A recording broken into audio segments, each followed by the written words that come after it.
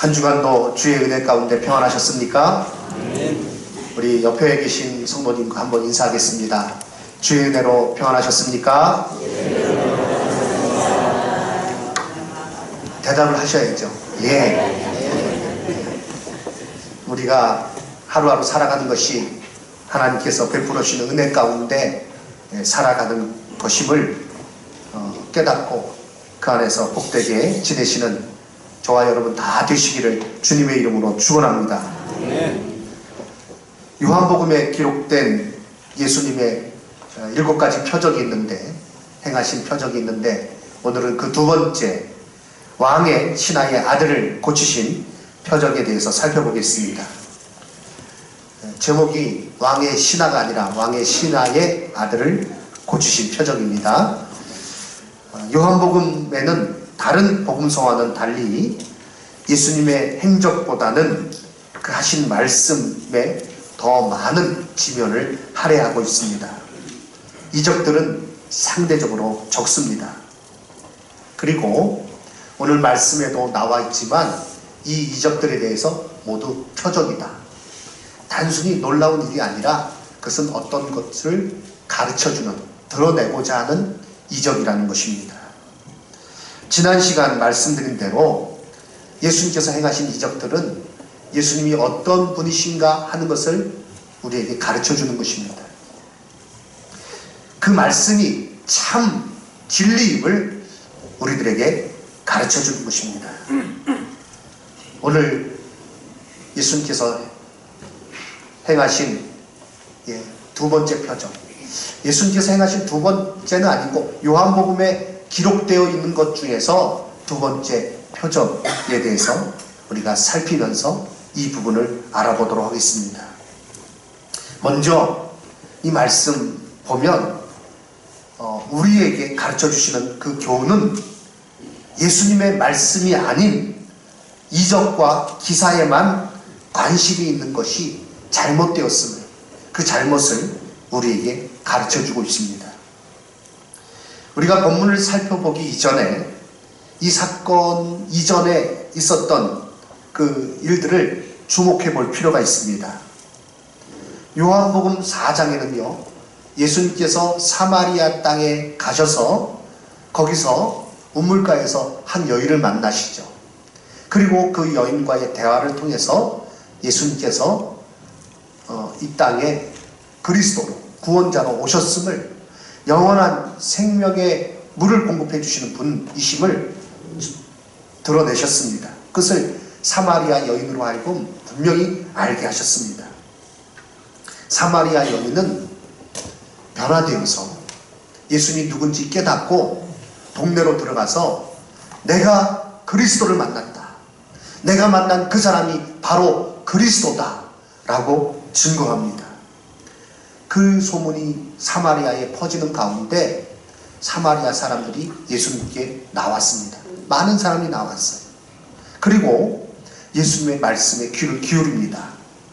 요한복음 4장 40절 이하 말씀을 읽어보면 사마리아인들이 예수께 와서 자기들과 함께 유하시기를 청하니 거기서 이틀을 유하시매 예수의 말씀으로 말미암아 어떤 사람이 많아졌다고요? 믿는 자가 많아졌다. 그 여자에게 말하되, 사마리아 사람들이 말하는 것입니다.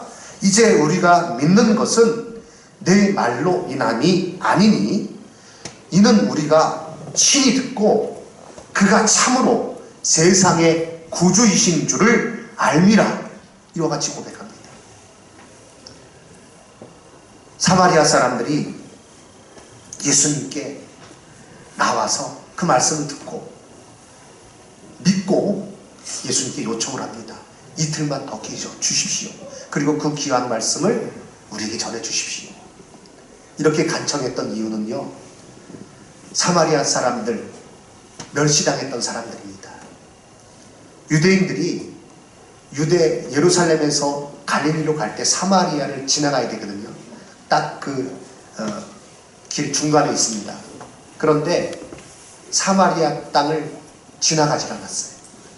아유, 그 추잡한 놈들, 그 재소는 놈들. 내가 돌아가면 돌아갔지 내가 그 땅 밟지 않는다. 그리고 멀리 돌아간 거예요. 또 어쩔 수 없이 빨리 가야 되기 때문에 사마리아 땅을 통과하는 사람이 있다면 급히 지나가는 겁니다. 사마리아인들이 예수님도 혹시 그러시지 않을까 싶어서 예수님께 나와서 그 말씀을 듣는 가운데 예수님 그리스도이심을 깨닫고 간청을 합니다.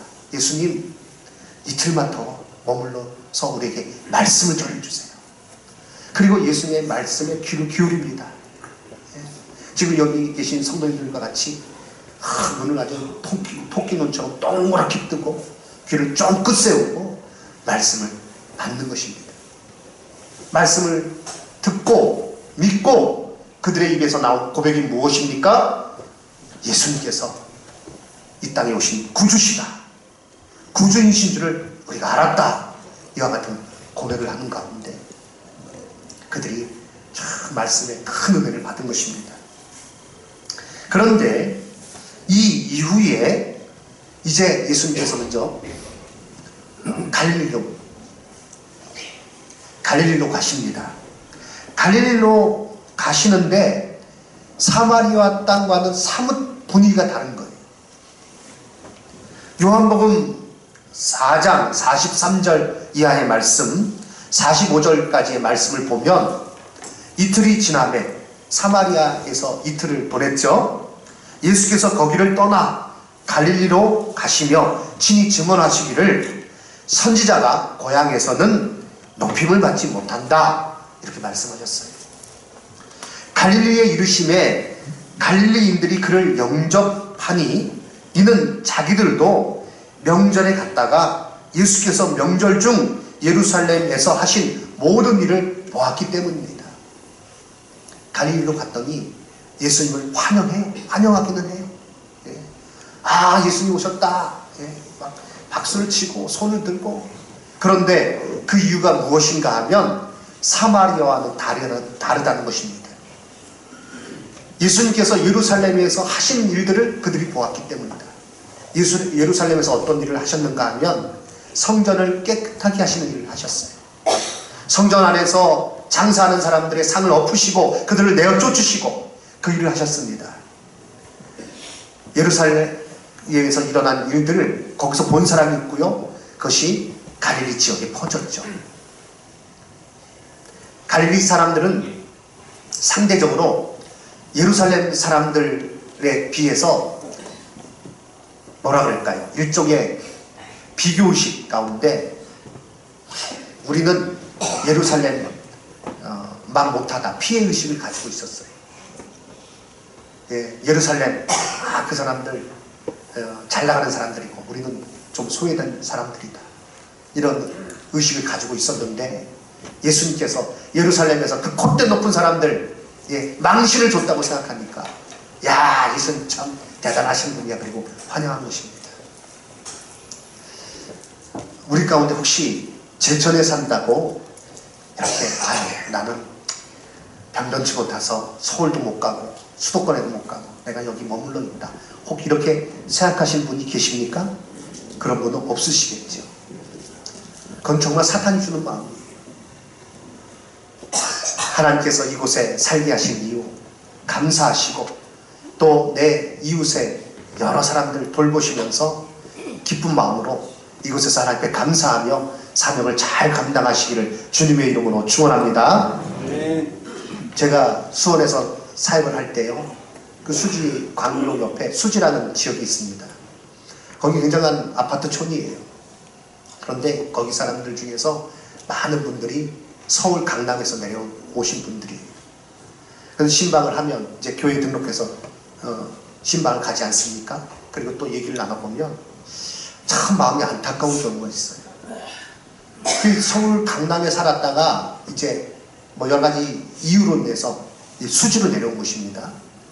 수원에서 사는 사람들은 수지에 산다 그러면 참 좋은 동네 산다 그랬는데 서울서 내려오신 분들은 일종의 피해의식 같은 게 있더라고요.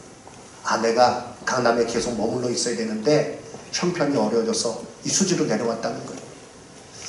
잘 이해가 안 가더라고요.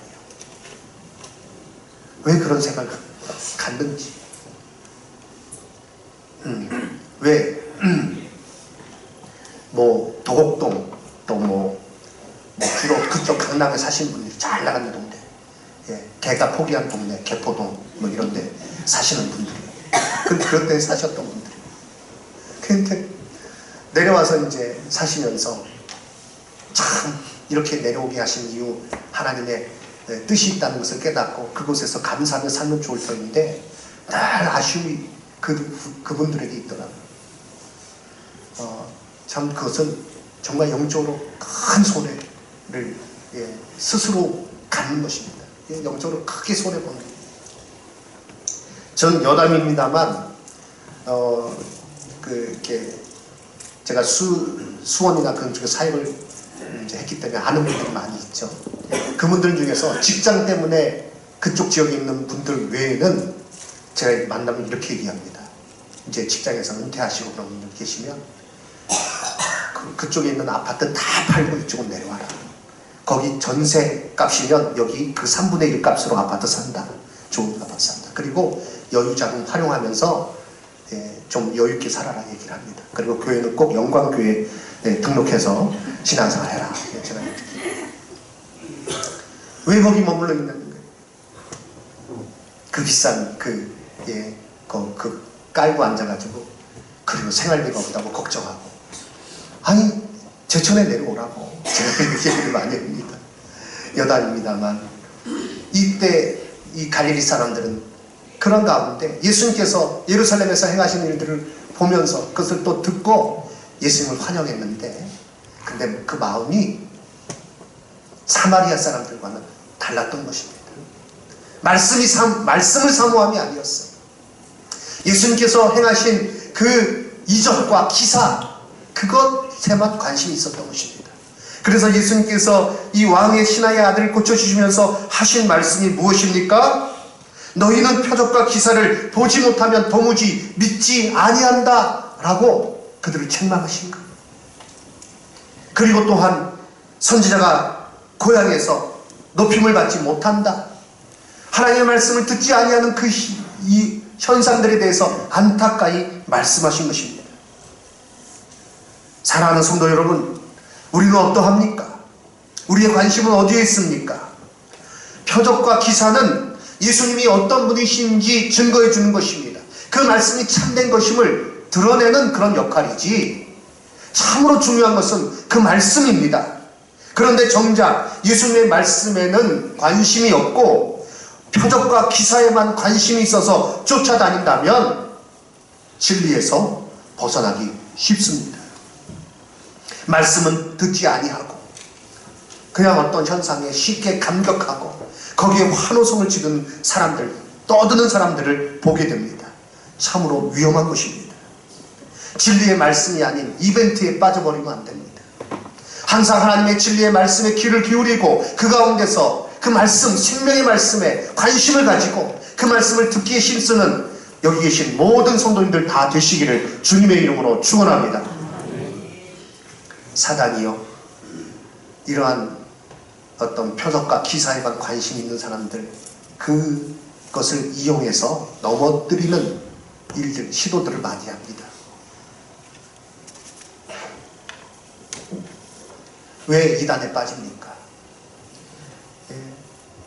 왜 이렇게 사단의 그 속임수에 넘어갑니까? 표적과 기사만 쫓아다니는 거예요. 그러니까 잘못 미혹받아서 뭐 병 고친다, 뭐 희한한 일이 일어난다, 뭐 어떤 일이 현상이 일어난다, 거기에 혹해가지고요 이단에 빠지는 사람들이 있습니다. 우리 성도님들 가운데는 그런 분들이 한 분도 없기를 바랍니다. 주의하시기 바랍니다. 우리가 집중해야 될 것, 생명의 말씀이, 그 진리의 말씀에 귀를 기울이고 그 가운데 하나님께서 필요하실 때 우리에게 그 말씀이 참된 것임을 드러내는 표적과 기사를 허락하여 주시는 줄로 믿습니다. 주객이 전도돼서는 안 된다는 거죠. 두 번째, 오늘 이 본문의 말씀, 예수님께서 이 행하신 것은 예수님의 말씀이 생명이라는 것을 보여주신 것입니다. 저를 따라서 크게 외쳐주시기 바랍니다. 예수님의 말씀이 생명이라는 것을 보여주신 것입니다. 아멘. 예수님의 말씀이 생명이라는 거예요. 이 왕의 신하, 예수님을 찾아간다는 일이 쉬운 일은 아니었을 거예요. 그러나 그는 절박했습니다. 누구의 눈치를 볼 형편이 아니에요. 왜요? 자기 아들이 죽어가고 있어요. 거의 죽어가고 있어요. 그래서 예수님 앞에 나아갑니다. 그는요, 예수님이 하신 일을 들었어요. 그리고 예수님이라면 내 아들을 살리실 것이다 라는 믿음을 가지고 예수님을 찾아간 것입니다. 예수님께 나아가 내 아들의 병을 고쳐주소서, 죽기 전에 내려오소서. 얼마나 절박한 그런 간구입니까? 그는 믿음으로 간절히 예수님께 요청한 것입니다. 예수님의 대답은 그런데 너무나 단순합니다. 가라, 내 아들이 살아있다 라는 말씀입니다. 아들이 살아있으니 걱정하지 말아라 이런 말씀도 아니고요. 가라, 내 아들이 살아있다. 예수님께서 이 말씀을 하셨습니다. 그런데 이 말씀은 곧 무엇입니까? 우리 사람의 말과 예수님의 말씀은 다릅니다. 요한복음에서 우리에게 가르쳐주는 것은 이 말씀이 생명이라는 것을 우리에게 가르쳐주고 있습니다. 예수님의 말씀은 곧 생명입니다. 요한복음 1장 1절로 4절 말씀, 우리 다 같이 말씀을 한 목소리로 읽겠습니다. 태초에 말씀이 계시니라. 이 말씀이 하나님과 함께 계셨으니 이 말씀은 곧 하나님이시니라. 그가 태초에 하나님과 함께 계셨고 만물이 그로 말미암아 지음바 되었으니 그가 없이는 된 것이 없느니라. 그 안에 생명이 있었으니 이 생명은 사람들의 빛이라. 아멘. 그렇습니다. 예수님은 말씀이시고 그 말씀은 곧 생명입니다. 요한복음 5장 24절 말씀, 내가 진실로 진실로 너희에게 이르노니 내 말을 듣고 또 나 보내신 이를 믿는 자는, 내 말을 듣고 또 나 보내신 이를 믿는 자는 영생을 얻었고 심판에 이르지 아니하나니 사망에서 생명으로 옮겼느니라. 예수 그리스도의 말씀, 그 말씀 우리가 믿음으로, 그 말씀은 곧 무엇이라고요? 생명입니다. 그 말씀으로 인하여서 우리가 모두 영원한 생명을 얻었습니다. 이것을 깨닫고 감사하고 이 말씀, 이 능력의 말씀 온전히 의지하여 살아가시기를 주님의 이름으로 축원합니다. 김소택 목사님은 요한복음 강해를 쓰시면서 이 부분에 대해서 이렇게 강의했습니다. 그 말씀은 지금 죽어가는 아이를 살리는 능력의 말씀이었습니다. 아무 증표 없이도 멀리 떨어진 아이에게 즉각적으로 능력을 나타내는 살아있는 하나님의 말씀이었습니다. 아멘. 그렇습니다. 이 일을 통해서 가라, 내 아들이 살아있다. 예수님께서 한 말씀 하셨을 때 그 말씀은 곧 무엇이라고요? 생명입니다. 그 예수님의 말씀을 믿고 의지하는 자, 영원한 생명을 누구다 얻는 것입니다. 오늘 우리가 참으로 이와 같이 예배드리는 것, 그 말씀으로 인하여서 변화되어서 영원한 생명을 얻어서 우리는 이 시간에 하나님의 자녀 되어서 하나님을 아버지라고 부르며 예수 그리스도의 은혜로 말미암아 예배 드리게 된 줄로 믿습니다. 이 말씀에 대한 확신을 가지고, 그리고 이 말씀을 또한 죽어가는 사람에게 전하며 그들을 참으로 죽음에서 생명으로 건져내는 이 일을 힘써 행하시는 모든 성도님들 되시기를 주님의 이름으로 축원합니다. 세 번째, 예수님의 말씀을 믿고 순종함으로 복을 얻었음을, 그것이 복임을 우리에게 알려줍니다. 갈릴리의 높은 지위에 있는 사람이 있었습니다. 바로 왕의 신하예요. 지금으로 말하면 아주 고위 그런 직위인 것입니다. 이때의 왕은 헤롯 안티파스입니다. 로마의 분봉왕으로서 유대 지역을 다스리는 그런 권력자죠. 이 왕의 신하는 아마 갈릴리 지역을 책임지고 있는 또 그 밑에서 사람이 아니었나 싶습니다. 헤롯은요 선지자들을 싫어했어요. 그런데 이 왕의 신하가 선지자를 찾아간다는 것은 참으로 왕의 그런 어떤 미움을 살 수 있는 일이에요. 그러나 말씀드린 대로 그는 지금 이거저거 따질 게 없어요. 예수님께 나아갔습니다. 그리고 예수님께 요청합니다. 예수님을 향한 믿음을 가지고 그가 요청했습니다. 내 아들을 고쳐주시옵소서. 내 아들이 지금 죽어가고 있습니다. 죽기 전에 내려오시옵소서. 그런데 예수님 대답이 무엇입니까? 가라, 내 아들이 살아있다 라는 말씀을 그에게 주셨습니다. 이 왕의 신하는요 그 말씀을 듣고 어떻게 반응했습니까? 예수님께서 그렇게 말씀하신 것은 그의 믿음을 달아보시기 위함입니다. 그는요 예수님의 그 말씀을 듣고 즉각적으로 순종하여 나갑니다. 그것이 바로 50절에 나와 있습니다. 50절 말씀 다 같이 읽을까요? 예수께서 이르시되 가라, 내 아들이 살아있다 하시니 그 사람이 예수께서 하신 말씀을 믿고 가더니. 이 신하가 어떻게 했다고요? 예수님의 말씀을 믿고 가더니. 가라, 내 아들이 살아있다 이 말씀에 이 왕의 신하는 어떤 토를 달지 않았습니다. 예수님 그래도 같이 내려가셔야죠. 혹시나 그거 안 살아있으면 어떡합니까? 빨리 내려가서 하셔야죠. 표적과 기사 이전에 이 사람에게 참으로 믿음이 있는가를 예수님께서 알기를 원하셨고, 이 왕의 신하는요 다른 토를 달지 않았어요.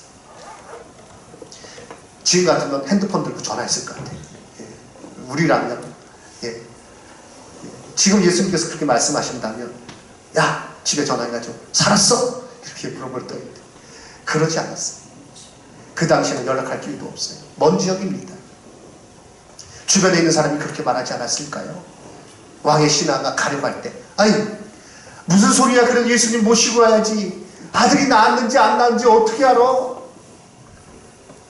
어떤 사람은 야, 예수님한테 저기 보증서 하나 써달라고 그래. 서약서, 확인서. 그래야지. 이거 그냥 가는 게 말이 돼? 그러나 그는요 혹시나의 믿음이 아니었어요. 혹시나 그런 생각하지 않았어요. 순전한 믿음으로 오직 그 말씀하셨으니 그는요 순종하며 믿고 나아갔습니다.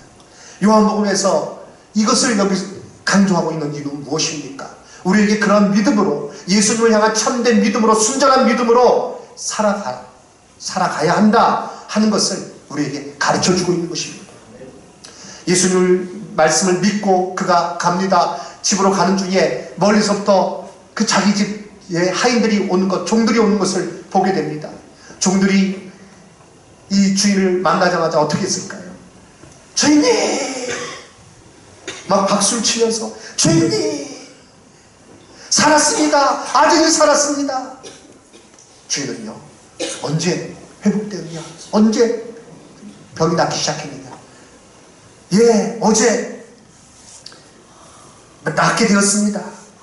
그 낫기를 시작한 때를 물은 즉 어제 7시에 열기가 떨어졌나이다.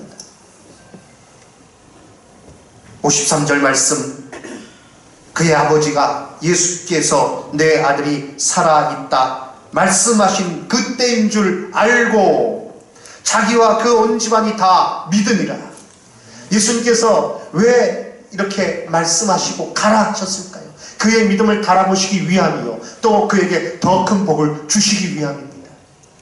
예수님의 말씀을 믿고 감으로 그 온 집안이 어떻게 되었다고요? 다 믿고 하나님의 자녀가 된 것입니다. 하나님께서 그 귀한 복을, 예수님께서 그 귀한 복을 이 가정에 허락해 주신 거예요.